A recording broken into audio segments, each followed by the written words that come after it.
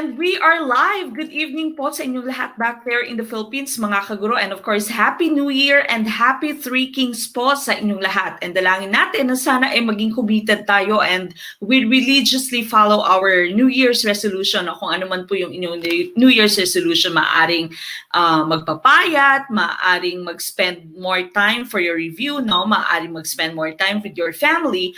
Whatever is your New Year's resolution, is sana po maging committed tayo. And of course, sana maabot natin itong ating New Year's resolution. But of course, yung pinakapangarap nating lahat ay maging LPT kayong lahat after ng March 28 na licensure examination for teachers. And of course, one way for us to effectively prepare for your licensure exam for teachers would be through our online review. Okay, this is our live stream. And tonight, we are going to discuss a 20 item, that's 10 item for GenEd and 20 item for professional education that you've answered through your quizzes link that was posted on our Facebook page. Okay, some of you were not able to answer it because of some error. Pero if you were not able to answer that, then just make sure that you continue watching this video, this live stream, because of course we are going to be discussing each item in detail. Again, if you're watching us on YouTube, please don't forget to like this video. Do like this video. If this is your first time to watch us, then please do inform us if you're watching us on YouTube. Kaway-kaway sa ating mga team YouTube. Happy New Year po. And of course, make sure that you're subscribed to our YouTube channel and go back to all the playlists that we have. Our GenEd playlist, our ProfEd playlist, and of course our live stream playlist. We have over 70 items or 70 videos that can help you pass the let in our live stream playlist alone. We also have our separate playlist for GenEd and ProfEd only. Now, of course, if you're watching us on Facebook, please don't forget to react to our video, wow our video, heart our video, like our video. And of course, please do share our video, start a watch party, tag your friends, and make sure that you are following us on our Facebook page, that's Gurung Pinoy, so that you can all be informed of any updates that we are posting. You can also find us on Instagram and TikTok as Gurung Pinoy. Now, before anything else, of course, we start with our opening prayer. So let us all join hands. Let's join each other in our opening prayer prepared by Brother Efren Esteban.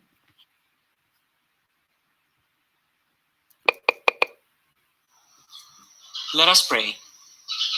Eternal and Father of all, thank you for today, for the ways in which you bless our lives and provide our daily needs. Today, as we come together in this place to learn and increase our knowledge, may you be with us, dear God, to understand our goals in life, to execute our priorities, and to become consistent in what we are doing. You are truly a big help for us to reach our dreams. Yes, Lord, may the presence of the Holy Spirit inspires us as we listen and write today. Thank you for your Son, Jesus Christ, that through him we have hope and dreams alive. May you hear all these prayers and petitions, O loving Father. In the sweetest name of Jesus, we ask all these things. Amen. Amen. All right, now once again, we are going to discuss the 20 item for GenEd, and also that's a combination of GenEd and ProfEd that you've answered through your quizzes link. And of course, all these materials that I am discussing go straight to GROW. If you still don't know what GROW is Gurung Pinoy Review Online Work Group. This is our FB group where we send all the exclusive materials that we have. Not only these things that I'm discussing on our stream, but also some stuff that we have in our bank, okay? Some things that we have in our storage that we know can help you pass the let. Now, it is very easy for you to become a member of GROW. All you need to do is to pay your 500 pesos. This is a one-time payment. Again, this is a one-time payment only. You can pay through Palawan, Cebuana, ML. In ML, just send a message through our Facebook page. We can let you pay through ML free of charge. Okay, meron po tayong payment sa ML na walang charge. Now, all the details can be found on your screen. You may also pay through Metro Bank. You may also pay through Gumroad, through PayPal, and you may even pay through Super Chat, Super Sticker while we are having our live stream on YouTube. Again, that's only 500 pesos. This is a one-time payment until the day that you take the let. Now, we still have some other enrollment that we have. For our major enrollment, wala na po yung ating 850 because that was only until the end of 2020. Now, our majoring enrollment for Bio, English, Social Science or Social Studies, Math, Filipino, and MAPE are now at 1,000 pesos. Again, that's already at 1,000 pesos, but we still have our all-in-one enrollment. All-in-one enrollment po natin ay 1,250. So you still get to save 250 pesos if you pay for Grow. Grow, again, is GenEd plus ProfEd plus, of course, our majoring, any of the majoring that we have there. We also don't have our Kabarkada promo na, no? Wala na po tayong Kabarkada. Now, we also have our Metrobank savings account that can be found on your screen right now. Okay, so again, these are some of the things that we are offering you, and these are some of the things that you can join so that you are assured that you can pass the LET. Again, remember, if you are a secondary graduate, no, BSEd graduate, you have 40% coming from your major, 40% from your ProfEd, and of course the 20% will be coming from your GenEd and ProfEd. So make sure, from your GenEd, I mean. So make sure that all of these components are doing well so that you are assured that you really can pass the LET, okay? Huwag pong pabayaan or hayaan na lamang yung ibang components. Pag meron kayong tatlong components, if you are a BSEd graduate, dahil lahat po sila ay counted, lalong-lalo na po yung inyong ProfEd and of course yung inyong major. Okay, now if you are a BEd graduate, then you have 60% from your ProfEd and of course 40% from your GenEd. So ganun po ka-importante yung inyong ProfEd and of course importante din naman yung inyong GenEd. But of course both of those components should be doing well so that you can be assured that you really would pass the LET. So again, these are some of our offerings. The cheapest, if not one of the cheapest, and we are the cheapest, I can vouch for that. And of course, I can vouch for all the lectures that we have in our majoring. Now, this is our schedule. I've already posted this in our Facebook page. Again, do follow our Facebook page. If you can download our app, then you also should download our app so that it's going to be easy for you to check all the updates that we have. Now, today is January 3rd, and we are going to have GenEd and ProfEd. For the rest of the weekends, 9, 10, 16, 17, and so on, we are going to have GenEd for Saturdays, then ProfEd for Sundays with me. Then, of course, you all still are going to have your majoring sets that's going to be found in your Google Classroom on Saturdays, okay? So you answer your majoring sets on Saturdays. Then, of course, on Sundays, you are going to find your videos for your majoring discussion still in your Google Classroom. So again, if you'd want to join our majoring, make sure that you send a message to Gurong Pinoy through our official Facebook page, and then you can easily join our majoring. If you are just going to join this weekend or the coming weekend, it's okay. All the materials can still be found there. Even those materials that you've missed, set 1, set 2 are done, but you can still find all the materials in your Google Classroom. The same is true for your Grow. No, GenEd and ProfEd can also be found in Grow. Okay, so kahit na ngayon pa lamang po kayo magpapa-member, ay makikita niyo po lahat ng files na nandoon ngayon. Now, these are of course our majoring coaches, no? Our majorship coaches. Of course, I'm taking care of my biology babies, no? So my bio babies, I haven't had a bio baby who has failed the LET. Okay, so I'm making sure right now again that all these bio babies that I'm taking care right now for this batch would all make through and would all pass the LET.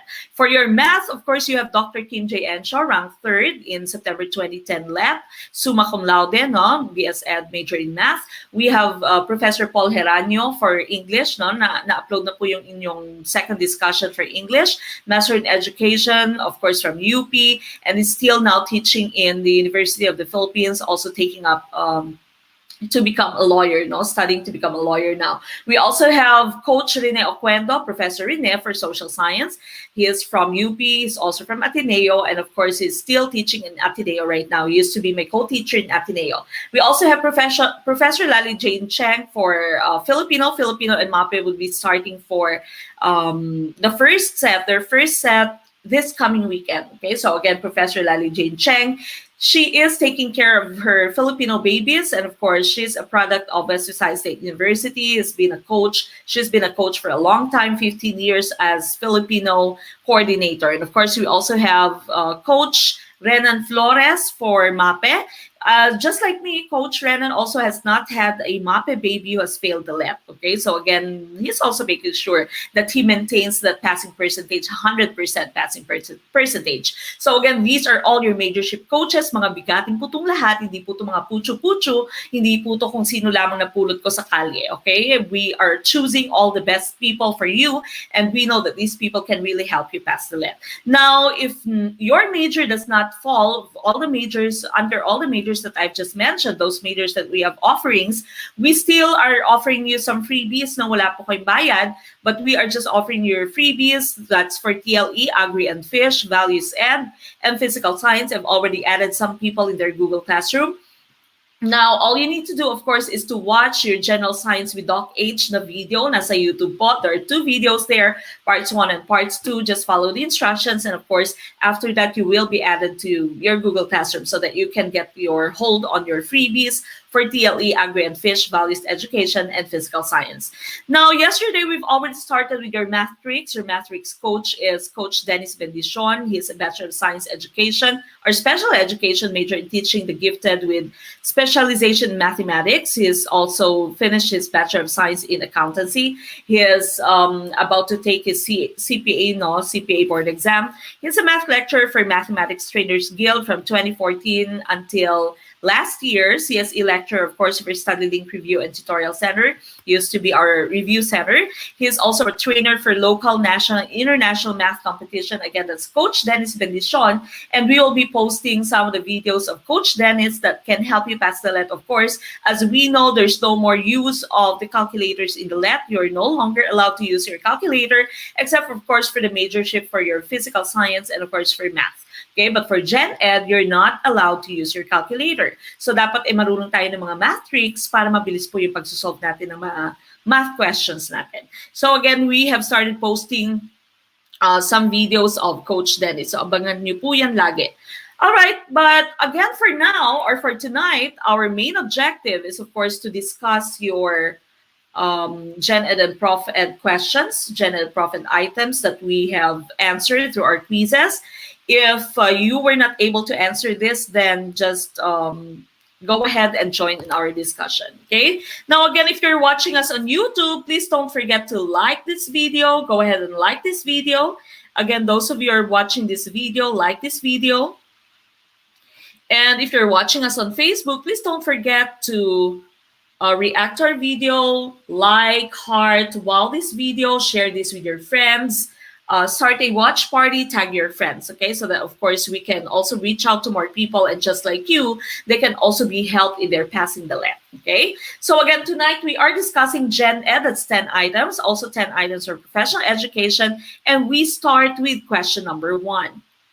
Okay, number 1, this is for English vocabulary. The new teacher narrated with blank how she still can't believe that she topped the LET. Is it letter A, candor, letter B, aplomb, letter C, pulchritude, or letter D, rancor? What's your answer for number 1?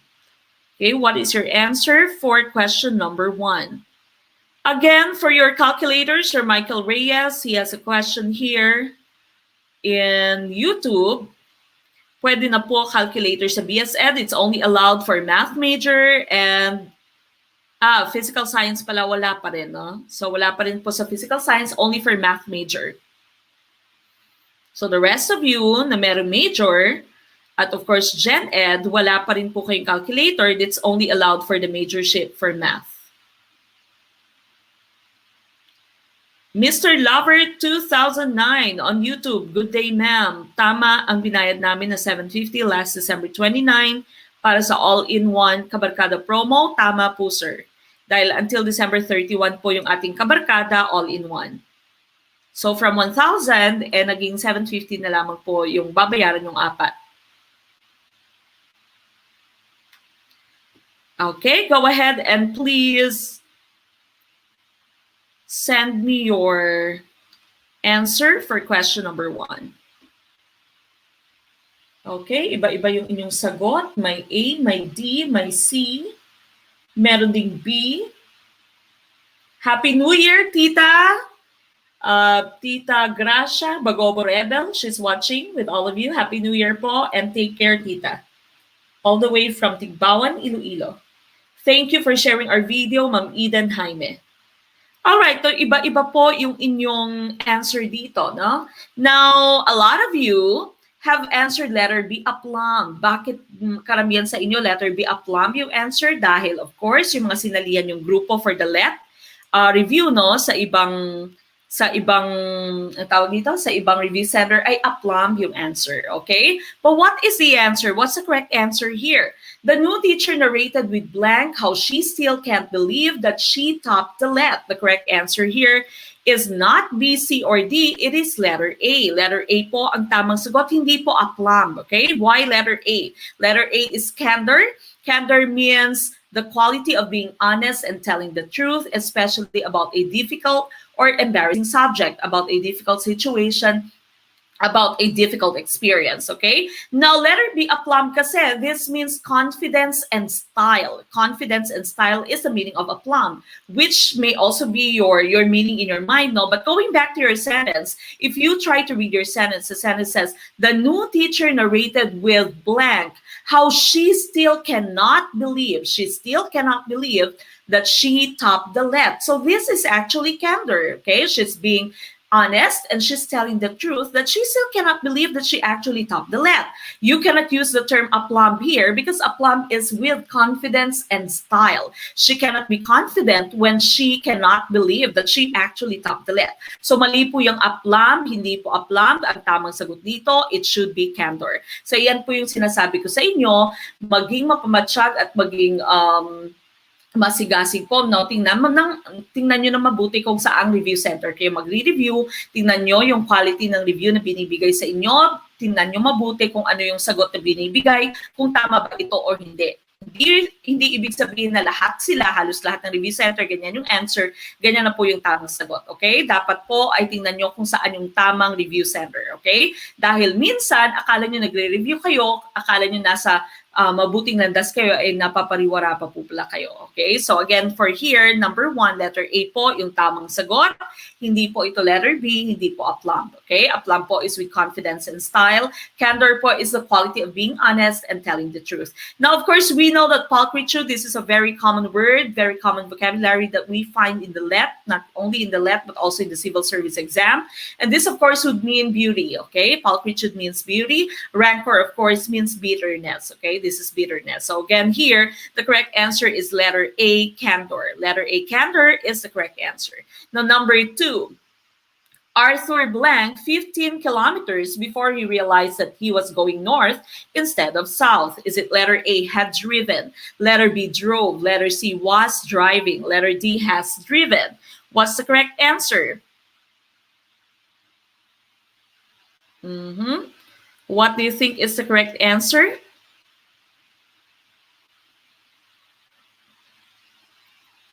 Genocide, sabi ni Ma'am Tin na hindi nakapag-take ng test. Late na, ligwak pa, sabi ni Ma'am Eva Cuenca. Aray, ang sakit. Good evening for those of you who are watching us on Facebook. Ma'am Jamela Noor, assalamualaikum, and thank you for sharing our video, starting a watch party. Maraming salamat po for those of you who are sharing our video and those of you who, of course, are starting a watch party. Ma'am Mara Joy Emilio Bautista, thank you po. Ma'am Jevelyn Davidino, thank you so much for starting a watch party.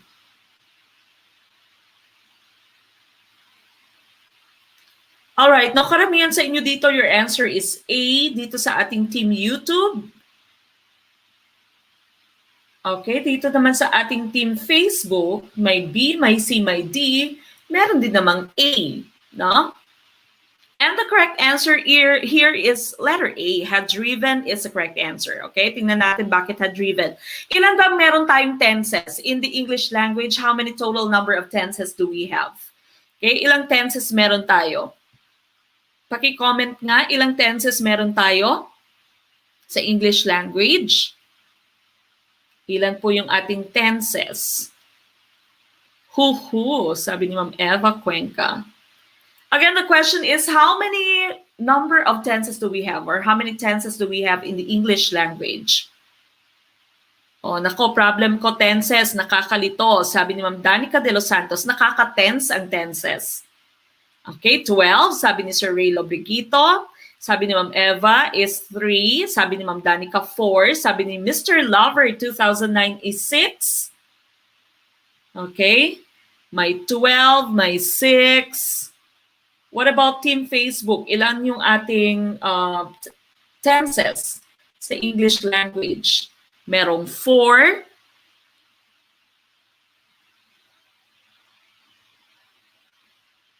Okay, the correct answer sa question natin, kung ilang tenses tayo in total, that would be 12. Tama po yung 12, no? 12 tenses in total in your English language. So, meron kayong iba, Bisaya. Okay, meron kayong iba-iba. Meron simple tense, merong continuous or progressive tense, merong, of course, merong perfect, and merong perfect continuous. Okay, so apat po yan for major na tenses. Simple, your progressive or continuous, your perfect tenses, and of course, your perfect continuous tenses. And lahat po yan ay may past, present, and future. Kaya times 3, times 3, times 3, times 3. Kaya 4 times 3 ay naging 12 in total po. No? So 12 total yung tenses natin. Kaya hindi lamang po 3, pero 12 in total. Now, bakit had-driven dito yung gagamitin natin? Had-driven, of course, this is your past perfect tense. Okay, this is your past perfect tense for number 2, had driven. And because we are using this if we have 2 past actions, pag meron kayong dalawang actions that are both or that both happened in the past, what you do is the first past action, yung mas naunang past action, what you use for this would be your past perfect. When you say past perfect, that would be your had plus your past participle, okay? Your had plus past participle or your had plus PP. So your had plus started, that should be the one that you use for the first past action. And of course, the second past action, what you use here would be your simple past. So here you have I arrived. So the meeting had already started by the time I arrived. Again, which one happened first? The meeting. Okay, the meeting started first by the time that he arrived. So the first past action, you use your had plus past participle. The second past action, you use your simple past. Now going back to the item that we have here, Arthur, the first past action was of course had driven.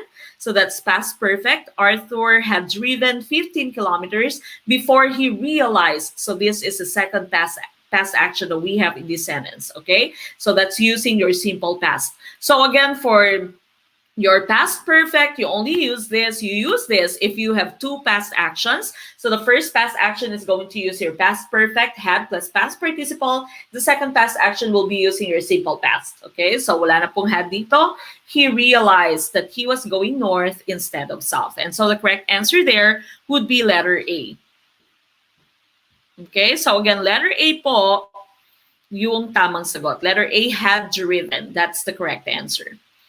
All right, now we go to number 3. Statistics blank misleading. What's the correct answer? Okay, what do you think is the correct answer for question number 3? Statistics blank misleading. Oh, hello daw po kay Ma'am Danica, sabi ni Sir Michael Reyes. Ma'am Danica, pansinin mo naman po si Sir Michael. All right, what's your answer here? Many of you on YouTube are answering letter A for number 3. What about Team Facebook? Ayun, number 3 din yung sagot nila.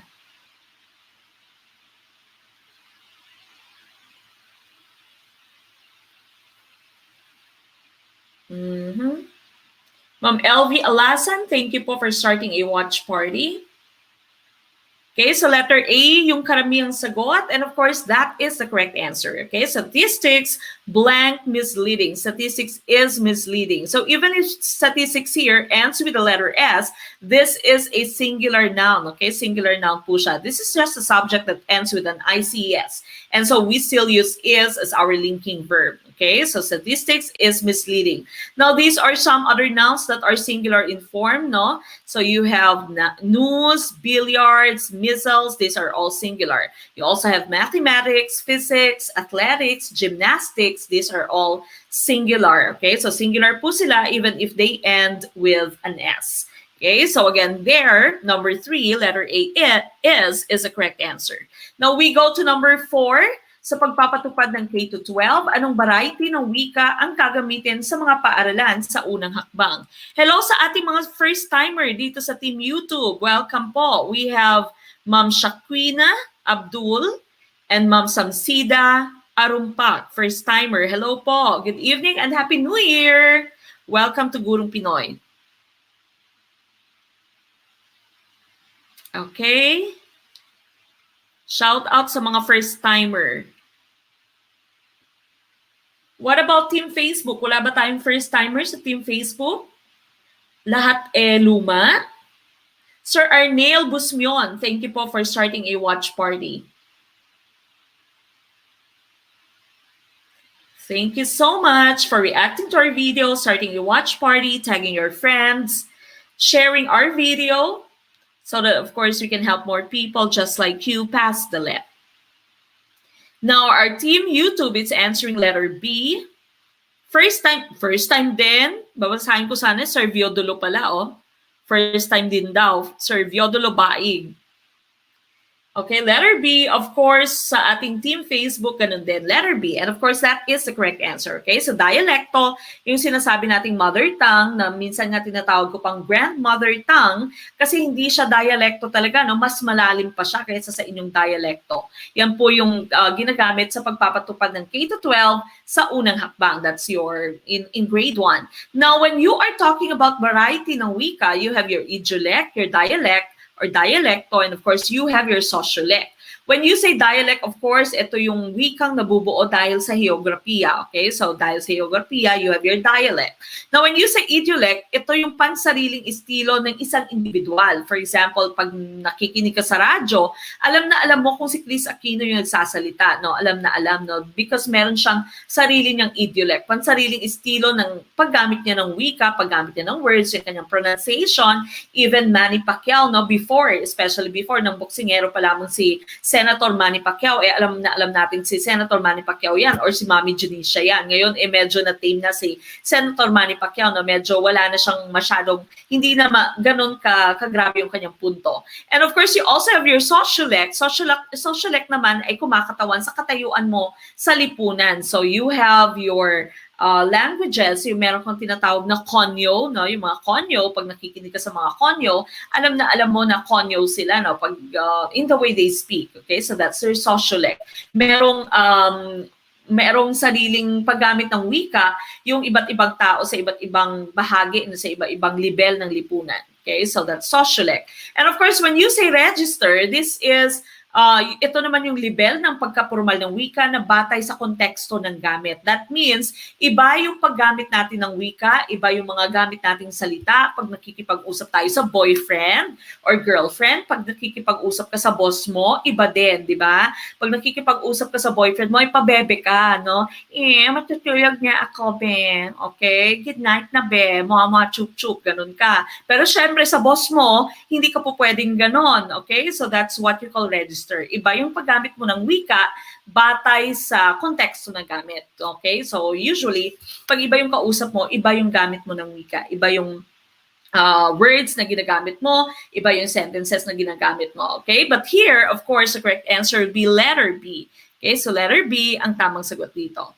Alright, now we go to number 5. Mahal kita, hindi to bola. Ngumiti ka man lang, sana ako'y nasa langit na. Ang salitang pampantika na ginamit sa linya ng kanta ay nangangahulugang patlang. Is it letter A, pakikipag-ibigan? Letter B, napakasaya. Letter C, sinisinta. Letter D, bolero. What's your answer?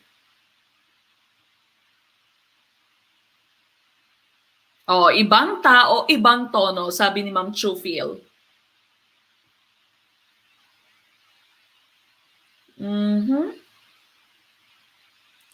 Sir Reynaldo Biobo, good evening po. Please do send your receipt through our Facebook page. Itong page po kung saan kayo nanonood.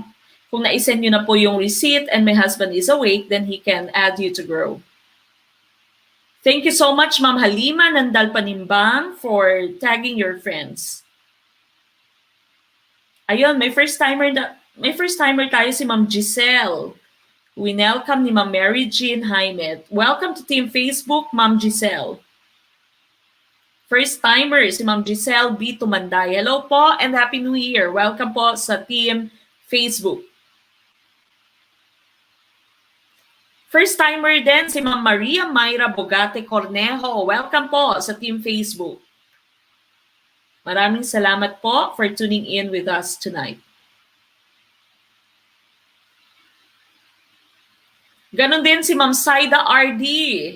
First timer here, she says, hello po, teachers from Buldon, Maguindanao. Assalamualaikum po. Welcome sa Team Facebook.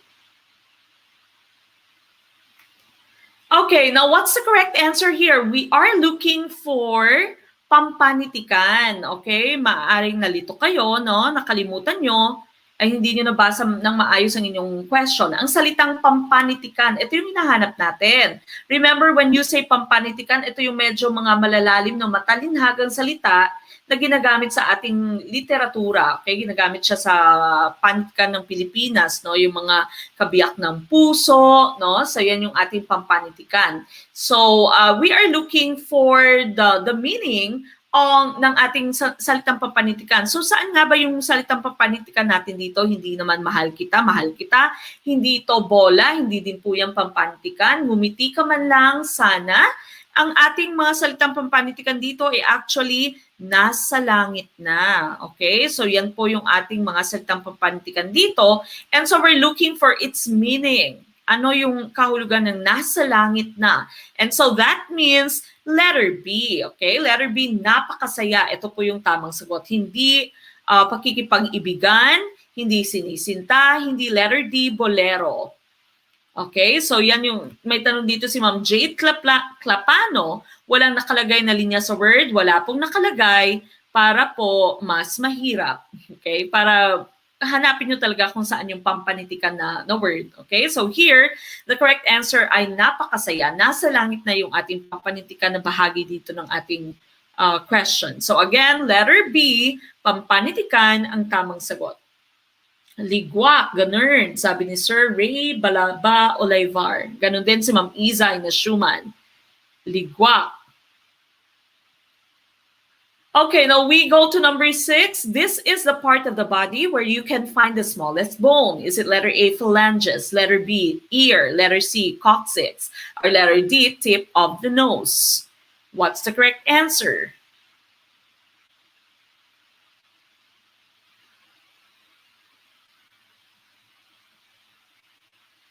Ano kaya yung tamang sagot dito? Number 6, this is in science.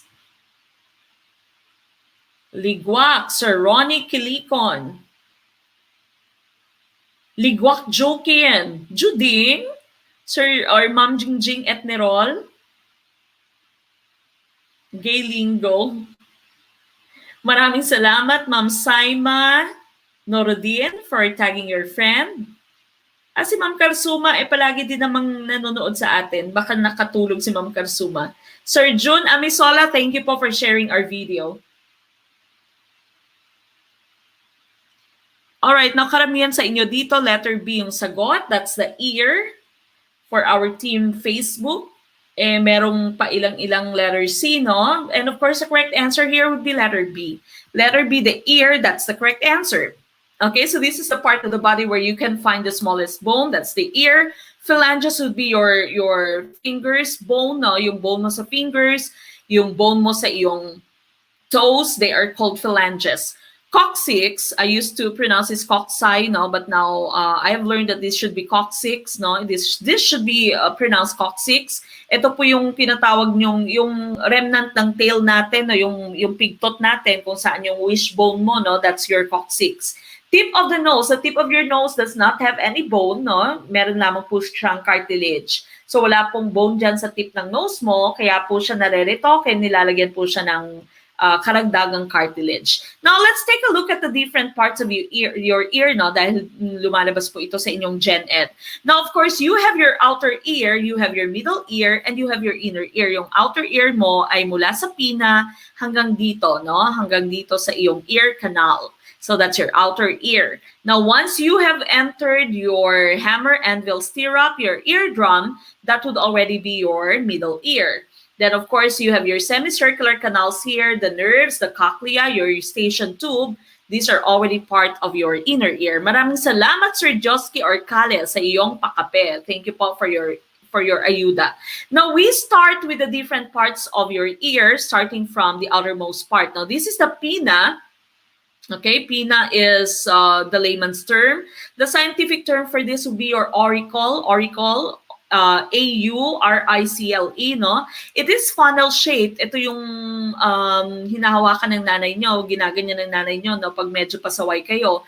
It is funnel shaped because its function is to gather sounds from our surrounding, okay? Its function is to gather sounds from our surrounding.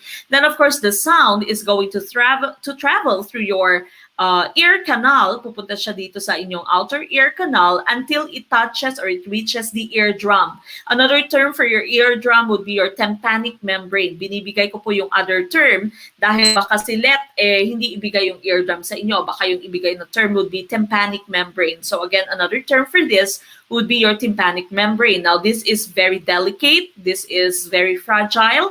And so when you are cleaning your ear, dapat hindi siya pasok na pasok, no? Baka masira yung inyong eardrum. Now, once the sound travels and touches or reaches the eardrum, the eardrum would function like a gong, para siyang gong. Nagva-vibrate yung inyong eardrum, okay? So sounds then would start the vibration in your eardrum. So magsa-start siya ng vibration, and your vibration, of course, would travel through the inside of your ear. Now, the three small bones in your ear are this, no? Your hammer, your anvil, and your stirrup. The smallest of them would be your stirrup, okay? So if the question of the left would be which among the following is the smallest bone, okay, the smallest bone in your body, your answer should be the stirrup, okay? That's the stirrup, which is found in your ear, no? Nasa middle ear siya. Now, there is another term for your stirrup. There is a scientific term for this. Pag walang stirrup sa inyong choices, your choice should be stapes, no? Stapes, spelled S-T-A-P-E-S. So stapes po, that is another term for your stirrup. Another term for your hammer would be your malleus. Another term for your anvil would be your incus. And of course, another term for your stirrup again would be stapes. That's S-T-A-P-E-S. So these are the three small bones inside your ear. The smallest would be your stirrup or your stape. So again, vibration would travel there and would go inside your inner ear, no? And it would reach the cochlea, itong snail-like structure natin. Cochlea, the cochlea is covered with sensitive hairs. Marami siyang sensitibong mga buhok.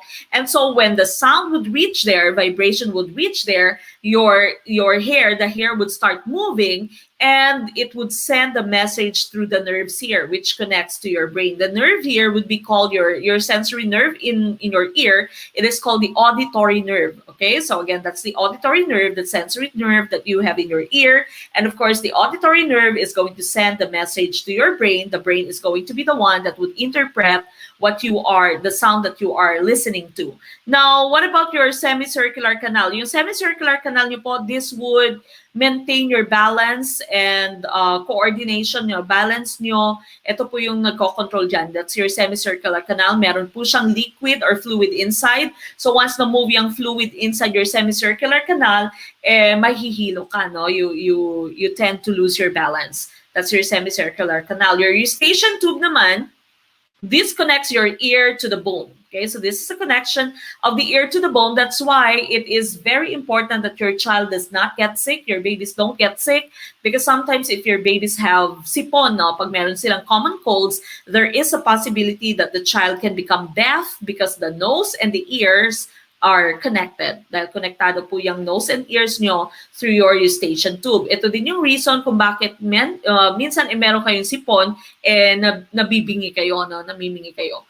Okay, so the correct answer, of course, would be your ear. That's the stirrup or the stapes. And of course, as I've mentioned, the auditory nerve is the sensory nerve that you find in your ear. So again, sensory nerve po na meron tayo sa ear. Ang tawag po natin is auditory nerve, as in auditorium. Pag sa eyes po, yung sensory nerve nyo dyan would be your optic nerve, O-P-T-I-C, no? Like optic nerve. Pag nasa ilong po, yung inyong sensory nerve dyan would be your olfactory nerve, okay? Olfactory, O-L plus factory. Okay, so olfactory nerve. So again here, still the correct answer for number 6 is letter B. That's the ear. Okay, now we go to number 7, math. Okay, math ito. If A equals 9 times 23 and B equals 9 times 124, what is B minus A? Okay, so this is a two-step problem, no? Two-step problem siya. Meron kang A na given at meron kang B na given. What is B minus A?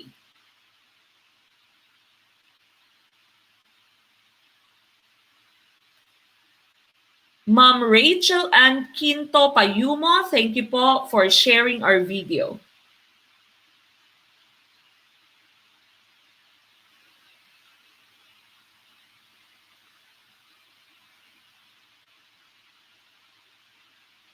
New member, Ma'am Deborah Talingdan. Welcome po to Gurong Pinoy. Balikan niyo po lahat ng mga materials natin. If kakapasok po lamang ninyo sa Grow, balikan niyo po yung ating mga materials. Ma'am Sai Francisco, thank you po for starting a watch party. Now, what's your answer here? Karamihan sa inyo, your answer is letter D for number 7.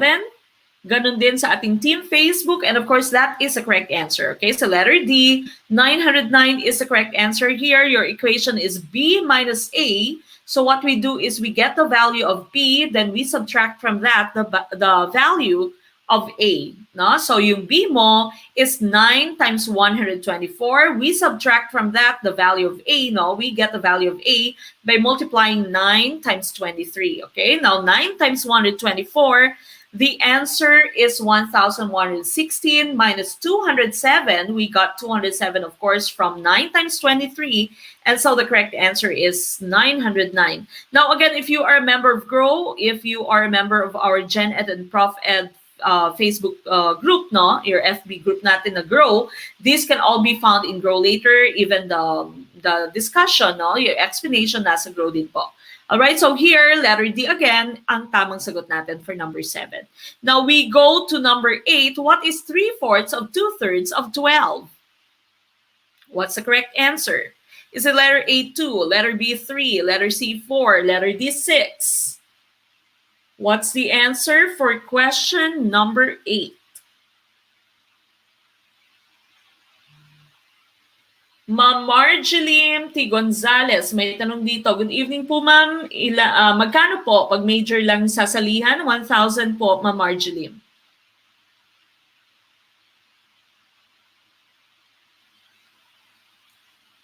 Okay, what do you think is the correct answer for number 8? Number 8 po, ano yung ating sagot?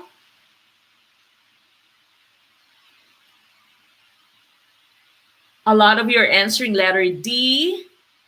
Ganon din sa ating team YouTube, no? Team Facebook and team YouTube, your answer is letter D. And of course, that is the correct answer. Okay, so letter D, 6 is the correct answer. Now remember, I told you, when you see the term of in math, this simply means multiply. Okay, so multiply lamang po yan, multiply lamang po yan. So that means your math sentence would be 3/4 times 2/3 times 12. Now, saan nanggaling again yung times natin? Times would be from the term of here. So again, of here would just mean multiply. Now, looking at your first two fractions here, no? Tingnan muna natin yung first two fractions mo. 3/4 times 2/3, you can actually simplify your fractions by using the GCF of your numerator and the denominator looking across your two fractions. So here, numerator of your first fraction is 3, denominator of your second fraction is 3. So you know that their GCF, of course, is 3. You can simplify them by dividing them by 3, no? So 3 divided by 3, of course, that's 1. So again, also here, 1 then. Now, looking at your denominator of the first fraction, numerator of the second fraction, you have 4 and 2, and you know that their GCF would be 2, no? So we can divide both of them by 2. 4 divided by 2, of course, that's 2.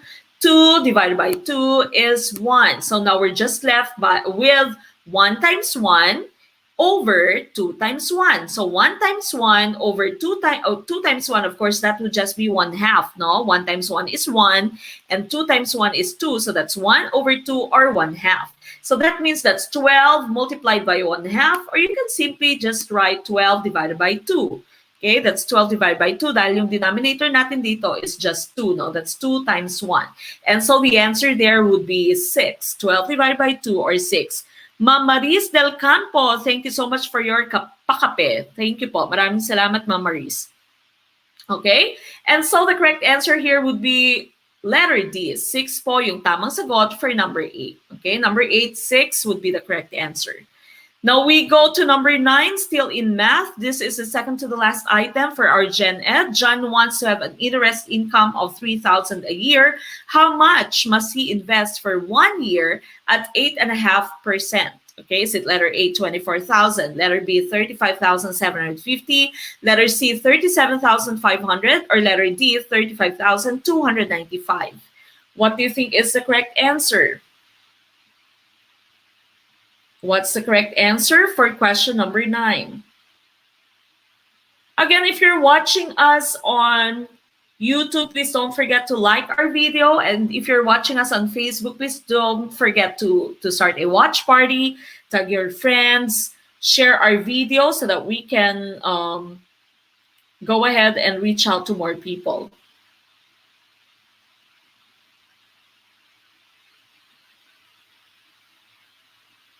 Ma'am Mary Jane Picardal, hello po. Pwede ba through Palawan pagbayad sa major? Yes, pwede po.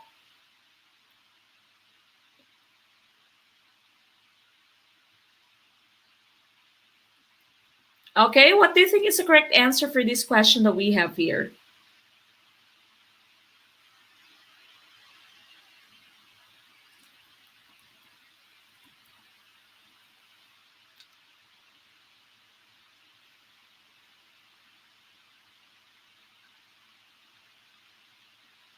All right, Team Facebook, ano ang inyong sagot? Now, a lot of you are answering letter D.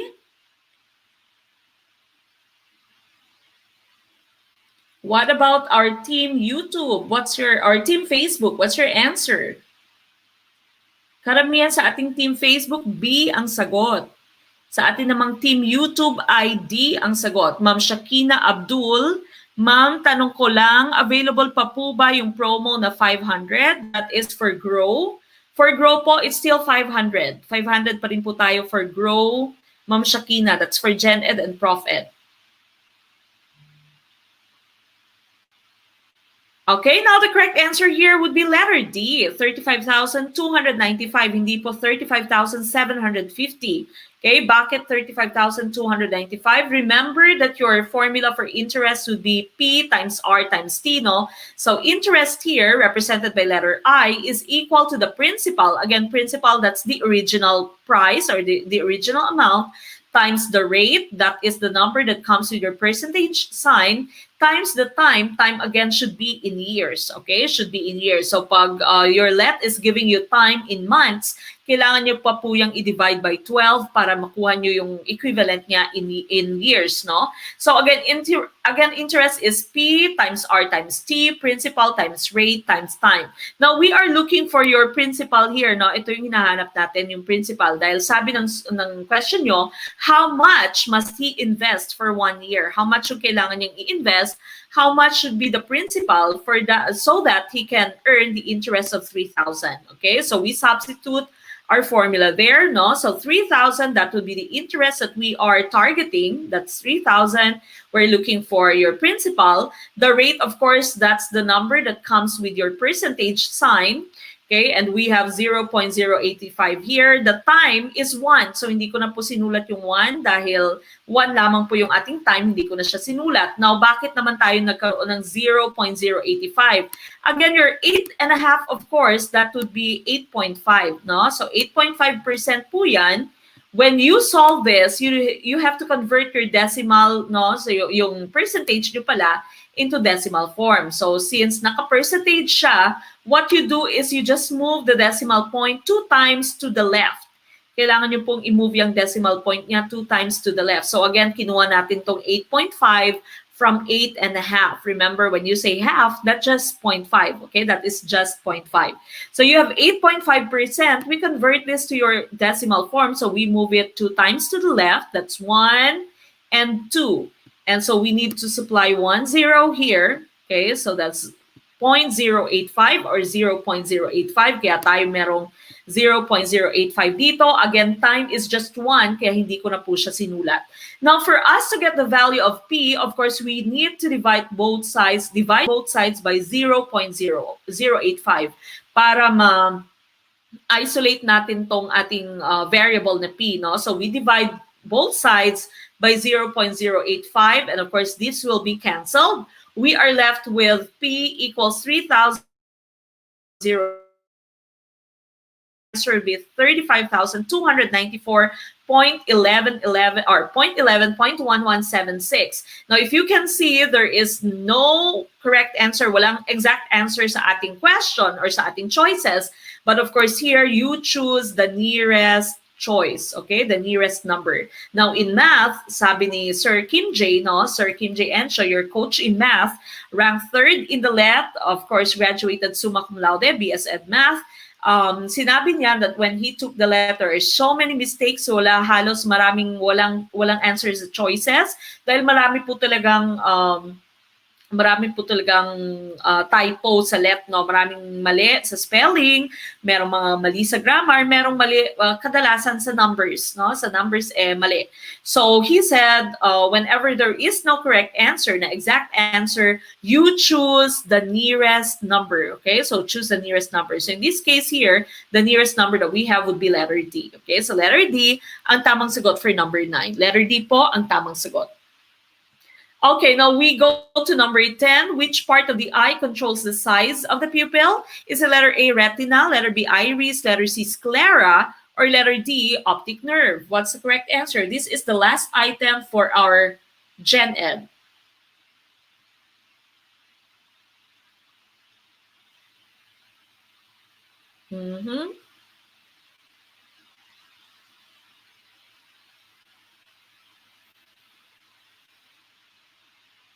Okay, what do you think is the answer for number 10? This is the last question for GenEd.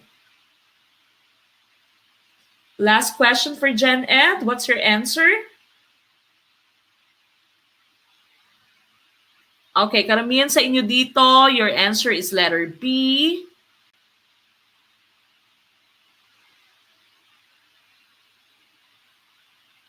Okay, what do you think is the correct answer? Letter B or letter D?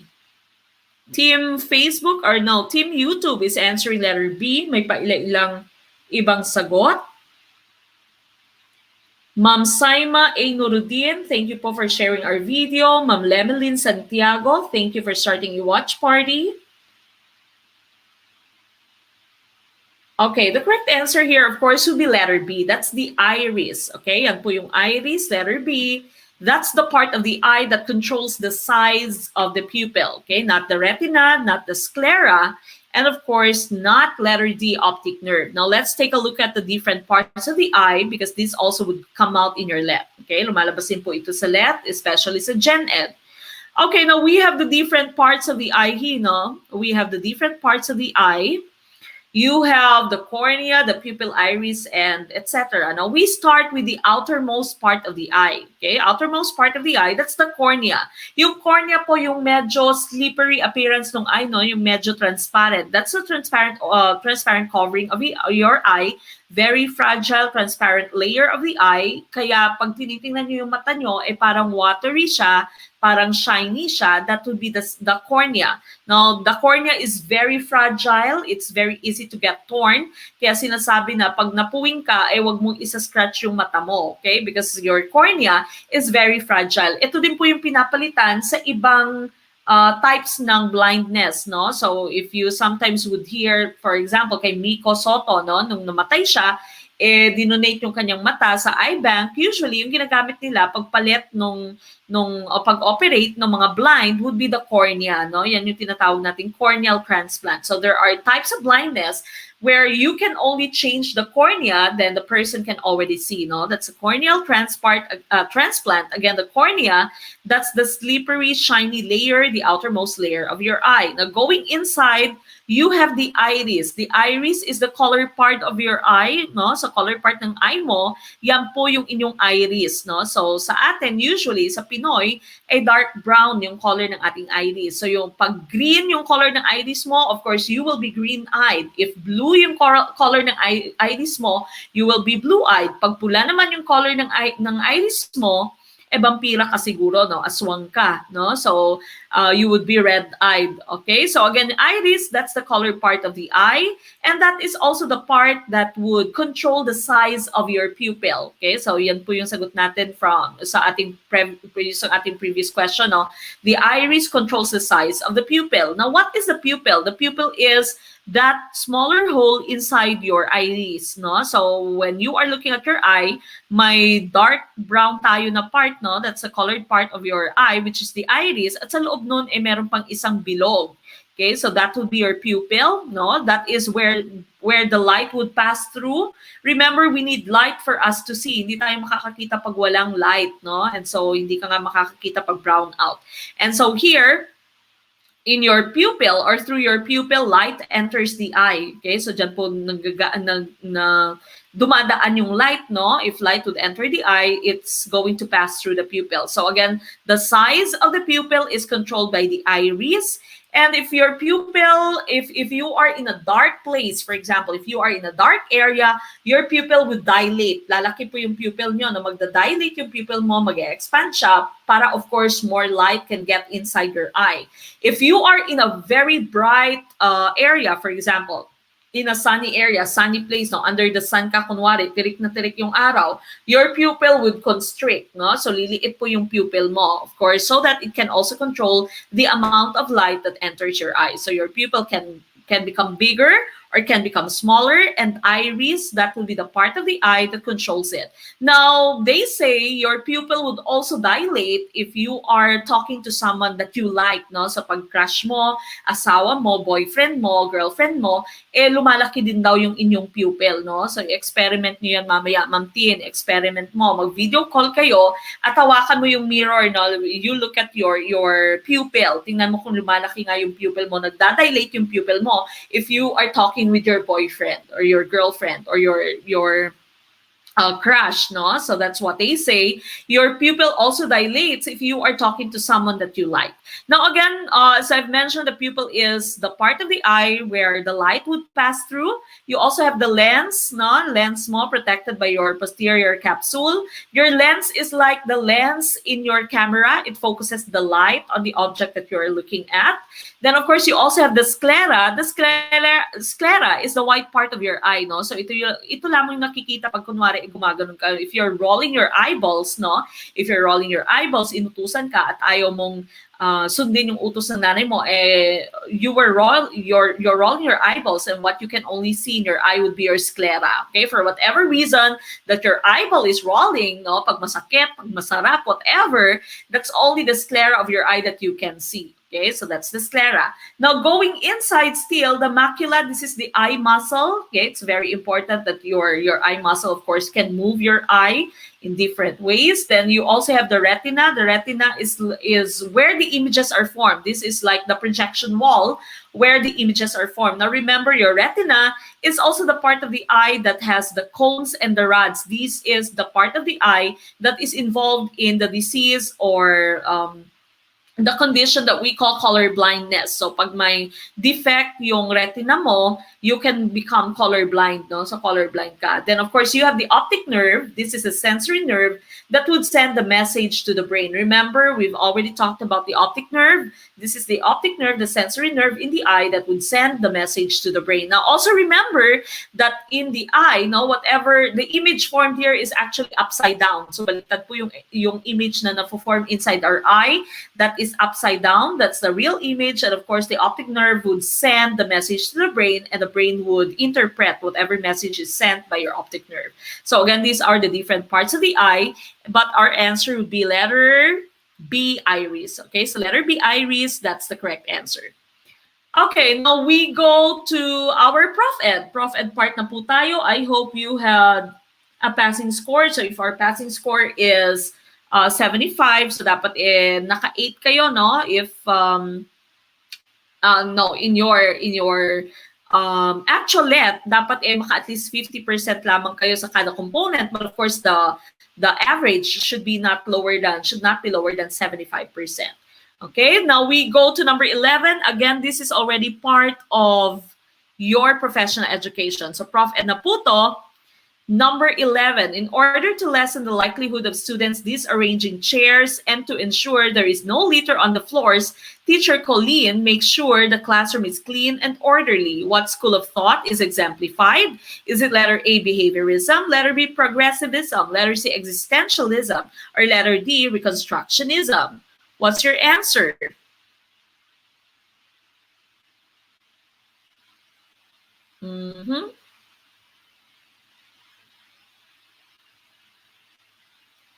What do you think is the correct answer?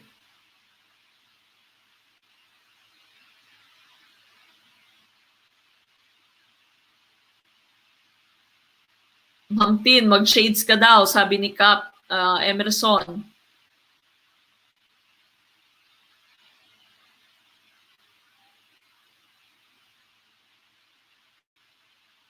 O, pag malaki yung pupil, Sir Migs, mas attractive, ganun.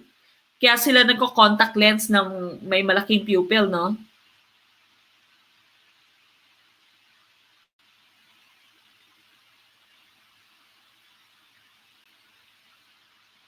Okay, what do you think is the correct answer? A lot of you are answering letter A here. Ganun din sa ating team Facebook. Your answer is letter A. And of course, that would be the correct answer. Okay, letter A, behaviorism, that would be the correct answer. Remember, in your isms of education, we already have a YouTube video on this. We also have this, I think, in our Facebook, no, sa ating Facebook page, meron na din po tayo. Kung hindi nyo pa napapanood, hanapin po the isms of education, no, sa Gurong Pinoy. And of course, that is behaviorism. Behaviorism is when you control the environment to control the learning of your students. Okay, so kasama na dito yung conditioning nyo. You also have the different isms there, no, so hindi ko na iisa-isahin pa to, no, mahahanap nyo yan sa ating isms of education na video. Okay, so again here, the correct answer would be letter A, behaviorism. Now we go to number 12. Your students are more interested in a topic that is not part of your lesson. So you drop your original lesson in favor of what they like. Which philosophy governs your decision? Empiricism, rationalism, progressivism, or letter D, existentialism? What's your answer? What do you think is the correct answer?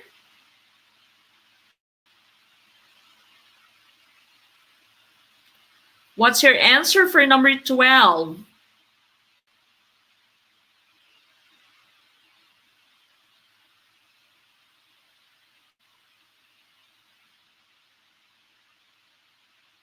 Okay, a lot of you are answering letter C sa ating team YouTube. Sir Edward Banagan, Happy New Year po, and thank you for sharing our video. Ma'am Norsina May Abalos, Magain Tanjalin, thank you po for starting a watch party.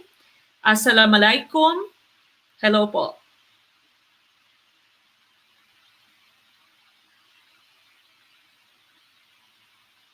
Okay, what's your answer? So again, karamihan sa ating team YouTube, ang sagot ay letter C. Team Facebook, what's your answer?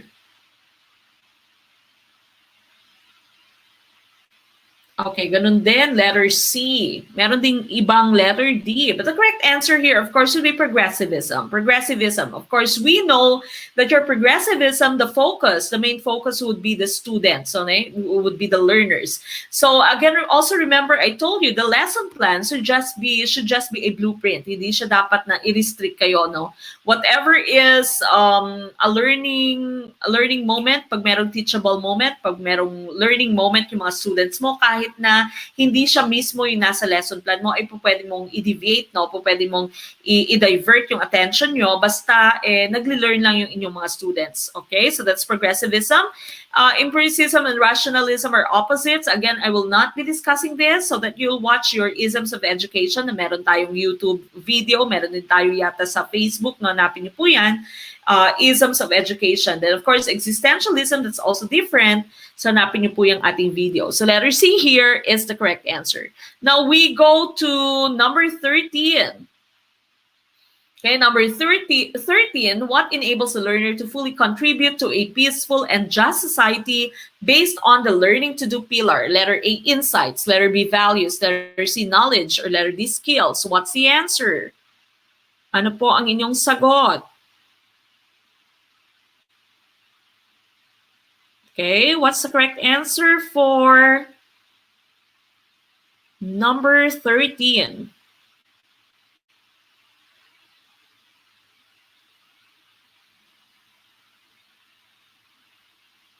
What do you think is our correct answer for number 13?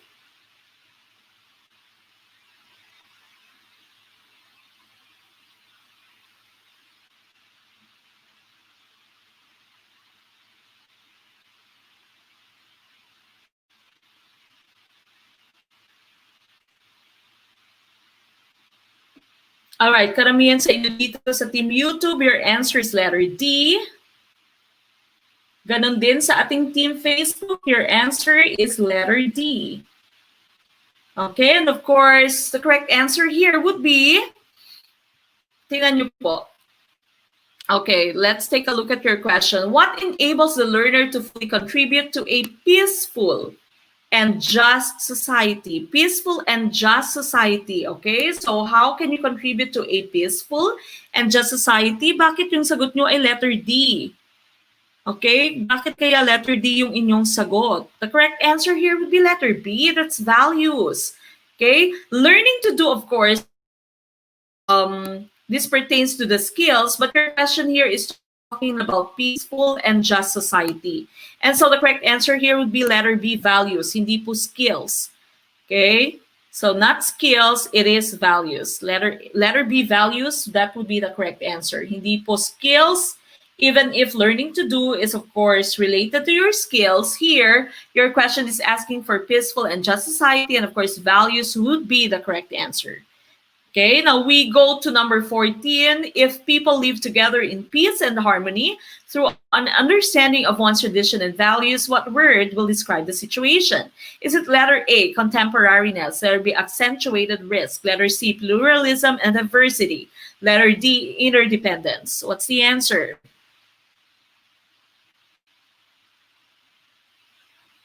Okay, ano kaya yung tamang sagot? Ma'am Laila Estibal, hello po and Happy New Year. Thank you po for starting your watch party.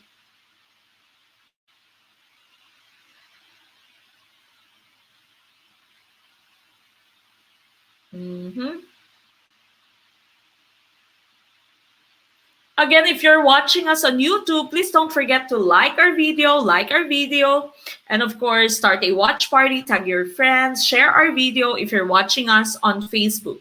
And of course, also please do react to our Facebook video. If you're watching us on Facebook, please do react to this video. Okay, karamihan sa inyo dito, ang sagot nyo ay letter C. Dito sa Team Facebook, ano din, letter C. And of course, that will be the correct answer. Okay? Pluralism and diversity. They actually have the same meaning, no? So pluralism and diversity, that is the term that we are looking for. No, that's the answer that we're looking for. People live together in peace and harmony through an understanding of one's tradition and values. So even if iba-iba yung ating values, even if iba-iba yung ating tradition, we accept each other, and that would be pluralism and diversity, accepting your diversity. Now, number 15, what educational philosophy should a teacher emphasize if he wants his students to develop responsibility and accountability? Is it letter A, essentialist, letter B, utilitarianist, letter C, existentialist, or letter D, constructivist? What's the answer?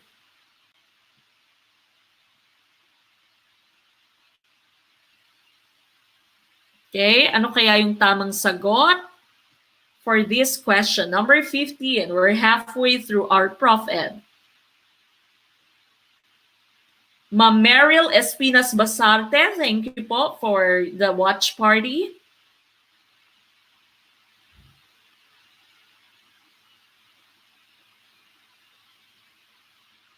Okay, number 15, sa ating team YouTube, karamihan sa kanila, ang sagot ay letter C. Okay, letter C. Ganun din sa ating team Facebook, letter C. And of course, the correct answer will be letter C. Existentialism, itong self-responsibility and accountability. Remember, your existentialist, freedom, choice, may freedom, may choice yung bata, but of course, he also should be responsible for the results of his choices. Okay, so that's self-responsibility and accountability. That should be existentialist. Now, again, I repeat, I will not be going into details about your other choices because we have a separate video on this. Panoorin niyo po yung video na yan, The Isms of Education, Facebook. Okay?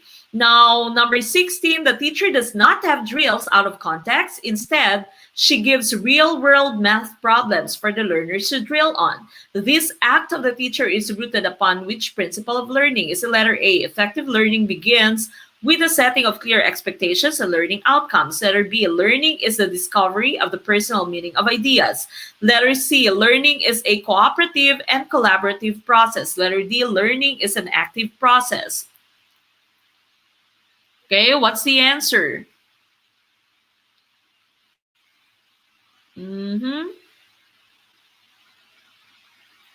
What's your answer for number 16?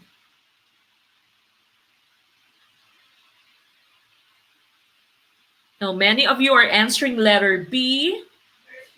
The same thing in our team Facebook. The answer is also letter B. Karamihan ay letter B. And letter B, of course, that's the correct answer. Okay, learning is the discovery of the personal meaning of ideas. Bakit naging personal meaning of ideas? Because these people, the learners, have already applied whatever it is that they can apply. No, they can put meaning into the lesson because they see that these are real world problems. These are things that they're doing in real life, and they see that they can apply whatever it is that they've learned in your classroom to their real life problems, so to solve their real life problems. So again, letter B, that's the correct answer for number 16. B po ang tamang sagot dito. Now we go to number 17. In order to achieve a meaningful teaching and learning process, it is best to link and relate the lesson to the life of the student by integrating a relevant value in the lesson. Which among the following agrees to this principle? Or to the principles? Is it letter A, write smart lesson objectives? Letter B, begin with a goal or objective in mind? Letter C, share lesson objectives or outcomes with students? Or letter D, lesson objectives, outcomes integrated with two or more or three domains, cognitive skills, and effective learning? What's the answer? Okay, ano po yung inyong sagot for question number 17? Again, please don't forget to like our video. If you're watching us on YouTube, please go ahead and like our video. The more like there is, then the better is the performance of our video. So that means if someone is looking for a letreviewer, they can easily see our videos. Okay, so again, please go ahead and like our video. If you're watching us on Facebook, please do share our video, start a watch party, tag your friends. Okay, so we can reach out to more people and we can also help them pass the let. Okay, karamihan sa inyo dito, your answer is letter D in our team YouTube. Ganon din sa ating team Facebook, your answer is letter D. And of course, letter D here is the correct answer. Lahat naman ng choices natin ay tama actually, no? Lahat ito ay positive. Lahat ito ay tama. When you say write smart lesson objectives, of course, when you say smart, no, your lesson objective should be specific. It should be measurable. Remember, you don't use the terms comprehend and understand in your lesson objectives because they cannot be measured, okay? So that's letter C. Not letter C. Again, S is specific, M is measurable, A is attainable within the reach of the level of your students. R would be relevant, no? Relevant siya, result-oriented. And of course, T would be time-bound. Okay, so time-bound siya. Now, of course, we also know that we should begin with the goal or objective in mind. This is also very important because whenever you are making your activities, whenever you are making your assessment, they should be cohesive with your goal, no, with your objective in mind. So you should begin with the goal in mind. This is what was given to us by our UBD, no, understanding by design. Of course, letter C mo, share lesson objectives, outcomes with the students. You should do this before you start your lesson. You'd say, today our objective is, okay, so that they know, of course, that this is the thing, this is a concept that they're trying to learn in that particular day. But of course, here, according to our question, sabi ng question niya, it is best to link and relate the lesson with a relevant value. So that means in writing your lesson objectives, you should integrate 2 or 3 domains, not just a cognitive domain, but you should also include your skills and your affective domains. Okay, so dapat may 3 domains ka. Usually nga, meron kang tatlong objectives. The first objective would be cognitive, the second objective would be skills, no? And your third objective should be affective.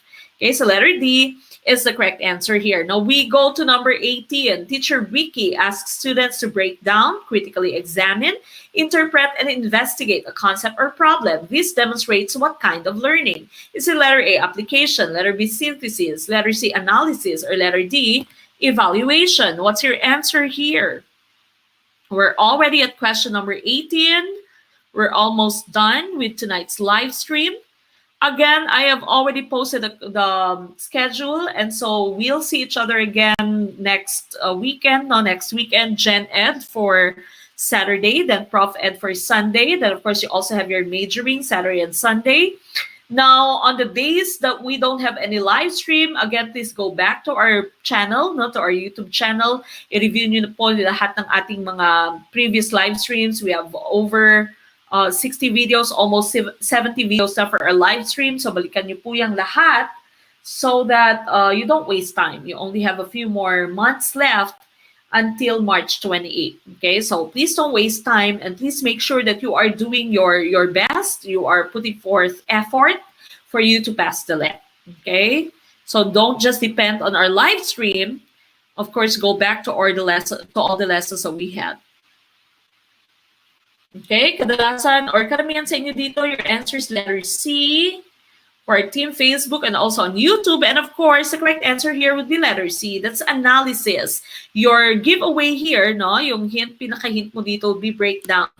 Okay, to break down, critically examine, interpret, investigate. Remember, analysis is breaking down a whole into its parts. Okay, you break down a whole into its specific parts. That would be analysis. Synthesis is the opposite. Synthesis is putting together different parts to make a new whole. Okay, gumawa ka ng panibagong concept, no? Panibagong product, for example, the synthesis. Application, of course, you use whatever it is that you've learned in the classroom to solve real-life problems. Evaluation, this is you debate, you judge, no?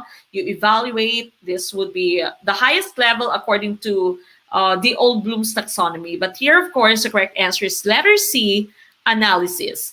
Now we go to number 19, second to the last question for tonight. What questioning technique is used by teacher Ariel when he asks the learners a series of questions that serve to explore, look into, and inquire? Is it letter A, probe, letter B, repeat, letter C, rephrase, letter D, redirect? What's your answer? Okay, what's your answer for our second to the last question, 19, question number 19?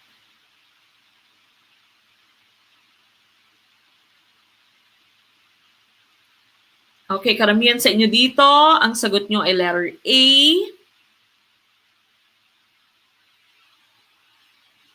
Okay, number 19, most of you are answering letter A. Sa ating team YouTube, ganun din sa ating team Facebook, karamihan, ang sagot nyo ay letter A. Okay, and of course, the correct answer here would be probe. Okay, so yan po yung definition ng probe natin. Series of questions that serve to explore, look into, and inquire. That's probing. Ito po yung ginagamit sa ng mga investigators natin, no? Probing questions. When you are investigating someone, then that's probe, no? That's probing. Now, repeat, of course, you know this. You just repeat the question, rephrase, you paraphrase the question. Okay, you say it in a different way. Redirect, of course, is you may ask another student. Okay, that's redirecting. Of course, here, the correct answer will be probe, letter A. Now we go to the last question for tonight. That's 20. Which among the following agrees with the Saber-tooth curriculum? Is it letter A, the curriculum should be based on the standards set by expert curriculum makers? Letter B, the curriculum should change according to the needs of society. Letter C, the curriculum should be focused on the developmental needs of students. Or letter D, the curriculum's focus should shift from our contemporaries to traditions. What's the answer? Okay, number 20, what is your answer?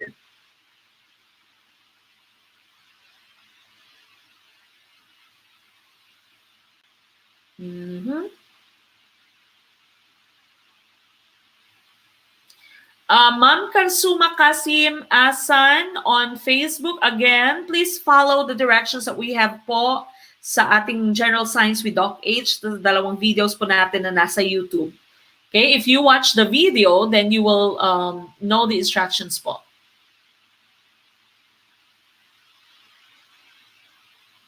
Okay, now a lot of you here are answering letter B. Karamihan sa inyo, letter B yung sagot. Okay. The correct answer here is actually letter B. The curriculum should change according to the needs of society. That's your saber-tooth curriculum. So again, we change with our times. We don't just stay with the tradition. So hindi tayo babalik sa tradition, hindi focus sa developmental needs ng students, hindi din based on standards. This is according to the needs of society, according to our time, according to our environment. So the Saber-tooth curriculum was actually based on the book written by, the book that changed the way we look at education, written by J. Abner Pennywell, no? And that is where the Saber-tooth curriculum started. So again, sabi dito, we should change our curriculum depending on the time that we are in. So in our case, for example, we are in the modern time, we are in the technological time, no? So dapat web savvy din yung ating mga estudyante. That's why we also incorporate ICT in the way that we're teaching in our curriculum. We're also using online platforms right now because of course we cannot do everything face-to-face right now. Okay, so again, sabi, the Saber-tooth curriculum, whatever is the needs of the students, whatever is the environment, whatever is the society that we are in right now, the curriculum should also change based on those things. Okay, so that's your Saber-tooth curriculum. And so letter B, that's the correct answer. So that ends today's or tonight's discussion of our GenEd 10 items, of course, ProfEd 10 items. And of course, these materials go straight to Grow right after this. I'm also going to be posting the 2 sets that Doc H has already discussed through our General Science with Doc H. No? Sa abangan niyo po yan sa Grow, ipopost ko rin po yung ating 2 sets with Doc H for General Science. All right, so again, that ends tonight's discussion. And of course, I'm inviting everyone to please join us in our closing prayer.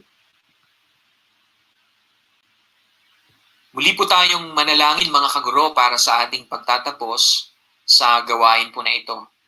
Panginoon, salamat po muli sa pagtulong mo sa amin pong pag-aaral. Marami po kaming mga natutunan at sana po ay tumimo ito sa aming puso, sa aming isip. Manatili po ang mga bagay na ito at maalala namin, magamit po namin para po sa aming pagsusulit o Diyos. Salamat sa mga bagong natutunan po na ito mula po sa aming teacher, Panginoon.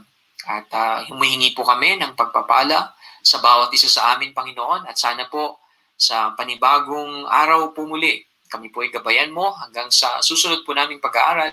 Panginoon, ay magkikita-kita po kami, magsasama-sama po kami. At nawa po iligtas ang bawat isa, nawa po ay may ginagawang bawat isa para makuha namin yung amin pong inaasam na maging ganap ng guro, Panginoon. Salamat po sa pagkakataon po na ito na ibinigay mo sa bawat isa sa amin. At sana po sa amin pong pansamantalang paghihiwalay po ngayon, nawa po ay gabayan mo po ang bawat isa sa amin, makapagpahinga po kami, maging malakas po kami, Panginoon, maging productive po kami sa lahat ng aming ginagawa. At ganoon din po ang Panginoon, may bigay po namin ang aming sarili sa inyo, na ikaw po ang may likha ng lahat ng mga bagay, ay nararapat po na ikaw ay aming sambahin at purihin sa pamamagitan ng aming mga labi, sa pamamagitan ng aming pagsunod po sa inyo. Salamat po, Panginoon, na nandyan ang Panginoong Jesus. Nandyan ang banal na Espiritu na tumutulong sa bawat isa sa amin. Panginoon, salamat sa pag-ibig mo sa amin, pagpapatawad mo sa bawat isa sa amin. Narito po kami, nawa po ay mapakinggan mo ang bawat isa sa amin, ang mga panalangin po namin, Panginoon. Lahat pong ito ay dalangin namin sa pangalan ni Jesus na aming Panginoon at tagapagligtas. Amen. Amen. All right, so once again, we are going to see each other next weekend. If there is any change in our schedule, then I'm going to be posting that on our Facebook page. So make sure, again, that you follow us on our Facebook page. That's Gurong Pinoy. And of course, go back to all the YouTube videos that we have. We are still Gurong Pinoy on our YouTube channel, okay? You can see all the videos that we have there that can help you pass the let. And so that ends tonight's live stream. So muli, ito po si Coach Mac ng inyong Gurong Pinoy na nagsasabing maliit man na butil ng mga kaalaman. Ang dulo nito ay malaking kaginawaan. Maraming salamat and good night! See you next time. Bye!